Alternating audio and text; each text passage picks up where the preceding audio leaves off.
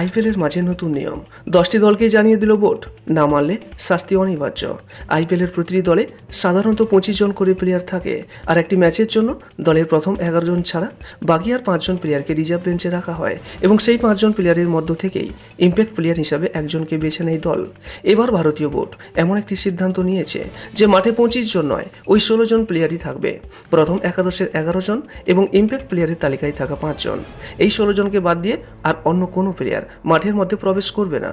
এর পিছনে কিছু কারণও রয়েছে, যেমন ম্যাচ চলাকালীন দেখা যায় কিছু প্লেয়ার এদিক ওদিক ঘোরাফেরা করছেন অকারণে, এবং জলপানের বিরতিতে যে কেউ গিয়ে ব্যাটারের কাছে পৌঁছে যাচ্ছেন এবং কোনো বার্তা দিয়ে আসছেন। কিন্তু এবার আর নয়, ভারতীয় বোর্ড শক্ত হাতে অনেক সাহসী সিদ্ধান্ত এর আগেও নিয়েছেন, আর এবারও এই কঠিন সিদ্ধান্ত প্রতিটি দলকেই জানিয়ে দিয়েছেন। এবার খেলা চলাকালীন ওই 16 জনের বাদে অন্য কোনো প্লেয়ার বাউন্ডারি লাইন ক্রস করতে পারবেন না, এবং জলপানায় বিরতিতেও জল নিয়ে যাওয়া কিংবা ব্যাট পরিবর্তন করার জন্য ওই 16 জনের মধ্য থেকেই কেউ না কেউ যেতে পারবে।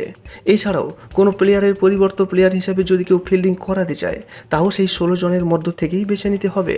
আর যদি কোনো দল এই নিয়মের বাইরে গিয়ে কাজ করে, তাহলে ভারতীয় বোর্ড অবশ্যই কঠিন সিদ্ধান্ত নিতে বাধ্য হবে। অর্থাৎ এবারের আইপিএল খেলা আরও কঠিন নিয়মের মধ্যে পরিচালিত হতে চলেছে। এবং এই নিয়ম আপনার কেমন লাগলো, কিংবা ভারতীয় বোর্ডের এই সাহসী সিদ্ধান্তকে আপনি কতটা পছন্দ করছেন, অবশ্যই আপনার একটি মূল্যবান মন্তব্য জানাতে ভুলবেন না। আর ভিডিওটি ভালো লাগলে একটা লাইক করবেন এবং আপনার কাছের মানুষদের কাছেও শেয়ার করবেন, এবং নিয়মিত এরকম আপডেট পেতে আমাদের এই চ্যানেলটিকে অবশ্যই সাবস্ক্রাইব করে রাখবেন। সর্বদা সুস্থ থাকবেন এবং ভালো থাকবেন। নমস্কার।